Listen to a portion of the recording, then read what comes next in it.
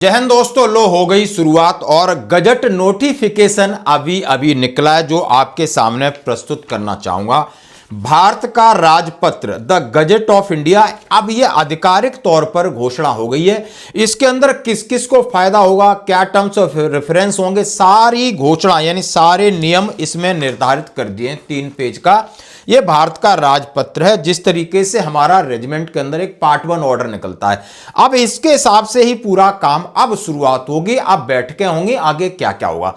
तो दोस्तों इसमें समझते हैं कि आखिर इसमें क्या क्या चीजें सुनियोजित हैं, प्लान है और कौन कौन से लोग हैं, उनकी क्या जिम्मेदारी है। ये इसी का इंतजार था। बिल्कुल आप देख सकते हो, अशोक का चिन्ह, भारत राजपत्र द गजट ऑफ इंडिया बड़े हिसाब से लिखा है।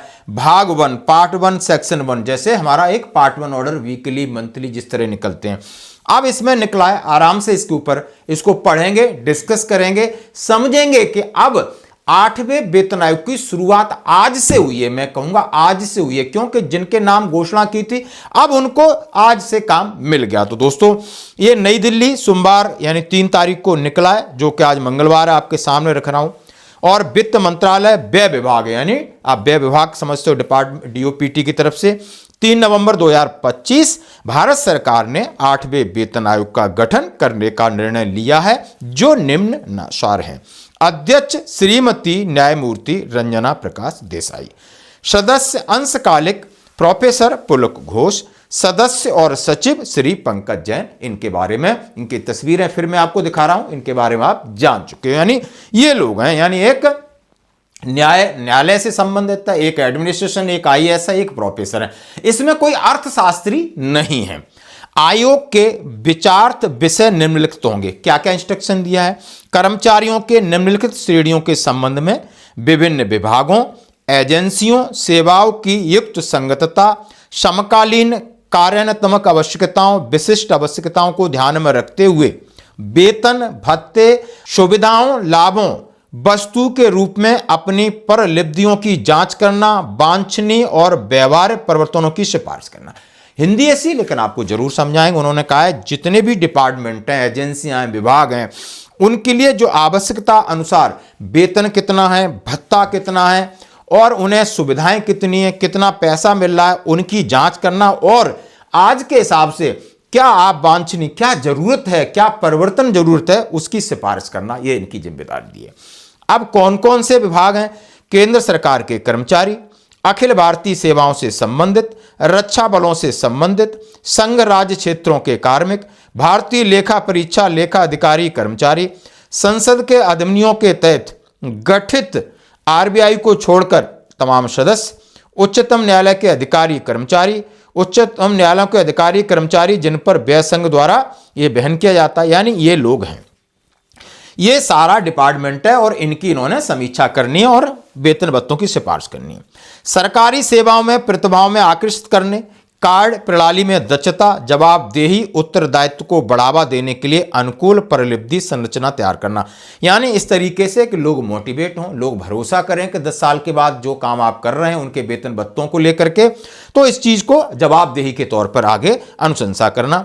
निष्पादन और उत्पादकता और सुधार के दृष्टिकोण को ध्यान में रखते हुए सब चीज की जांच करना और जो भी वित्तीय मापदंड की जो सिद्धांत है उनके हिसाब से आपने देखना होगा हर विभाग में क्या क्या और जरूरतें हैं, विभाग को किस तरीके से कम ज्यादा सारी उन्हें पावर दी गई है। मौजूदा भत्तों, उनकी स्वीकार्यता की शर्तों की समीक्षा करना, भत्तों की बहुलता को ध्यान में रखते हुए उनके युक्तिकरण की सिफारिश करना। यानी कौन से ज्यादा भत्ते हैं, उन भत्तों को आप कम कर सकते हो। बढ़ाना तो है ही, लेकिन बहुत सारे ऐसे भत्ते हैं जो अनावश्यक हैं, उनको आप काट छांट करके कम कर सकते हो, जैसा कि हर एक पे कमीशन में होता है। राष्ट्रीय पेंशन प्रणाली यानी एकीकृत पेंशन योजना, यूनिफाइड पेंशन सिस्टम के अंतर्गत आने वाले कर्मचारियों की मृत्यु, सेवानिवृत्ति ग्रेच्युटी की समीक्षा और सिफारिश करना। एकीकृत पेंशन योजना में जितने कर्मचारी उनकी ग्रेच्युटी की समीक्षा करना, सिफारिश करना। निम्नलिखित ध्यान में रखते हुए उपयुक्त संबंध में सिफारिश करना।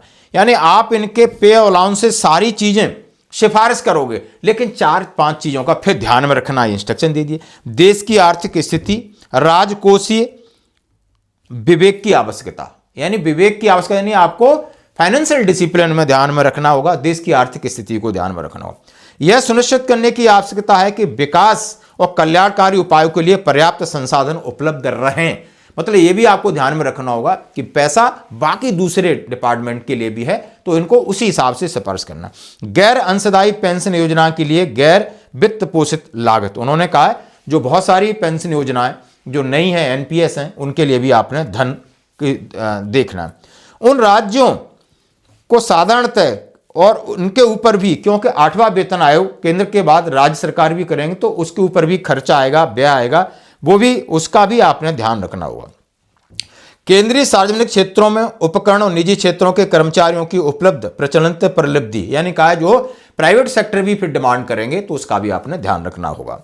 आयोग अपनी कार्यप्रणाली स्वयं विकसित करेगा। ऐसे सलाहकारों, संस्थागत परामर्शदाताओं, विशेषज्ञों को नियुक्त कर सकता है जिन्हें यह आयोग किसी प्रयोजन विशेष के लिए आवश्यक समझे। यानी आपके लिए छूट है कि आप अपने एक्सपर्टीज को शामिल कर सकते हो। यह आयोग ऐसी सूचना, ऐसे साक्ष्य ले सकता है जिन्हें आवश्यक समझे। भारत सरकार के मंत्रालय, विभाग, आयोग द्वारा मांगी जाने वाली कोई भी सूचना, दस्तावेज, अन्य सहायता उपलब्ध कराई जाएगी।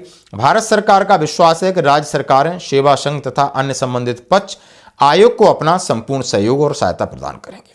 आयोग का मुख्यालय दिल्ली में रहेगा। आयोग अपने गठन की तारीख से 18 महीने की समय अवधि के अंदर अपनी सिफारिशें देगा। आयोग सिफारिशों को अंतिम रूप दिए जाने के पश्चात किसी भी मामले पर आवश्यकता पड़ने पर अंतिम रिपोर्ट भेजने पर विचार कर सकता है। यानी उन्होंने कहा है 18 महीने में पूरी रिपोर्ट देगा, उसके बाद कोई चीज रह जाती है उसकी भी सिफारिश कर सकता है, और यह सचिव है। आदेश दिया जाता है कि इस संकल्प को भारत के राजपत्र में प्रकाशित किया जाए। यह भी आदेश दिया जाता है कि इस संकल्प की एक प्रति भारत सरकार के सभी मंत्रालयों, विभागों, राज्य सरकारों, संघ राज्य क्षेत्रों में भी प्रेषित किया जाए, और सचिव के साइन है। अभी आपने ये देख लिया, सारी चीजें आपके समझ में आ गई होंगी कि यानी अब मैंने कहा ना, अब ट्रैक भी बिछ गया है और ट्रेन भी। ट्रेन 3 लोग हैं, अब आराम से अपना सर्वे करेंगे। अब इसके बाद होगी मीटिंग। पहले इन सब सारी चीजों को, टर्म्स ऑफ रेफरेंस को समझेंगे। अब मीटिंगों का दौर होगा, जेसीएम स्टाफ साइड से होगा, रेलवे से होगा, डिफेंस से होगा, सबके जितने प्रतिनिधि हैं उसमें रिप्रेजेंटेटिव, उनसे सारी बातें होंगी। अलग अलग विभाग की समीक्षा की जाएगी। 18 महीने का टाइम है इसको तैयार करके सिफारिश देना। तो दोस्तों ये बिल्कुल ऑफिशियल लेटर आपके साथ शेयर किया।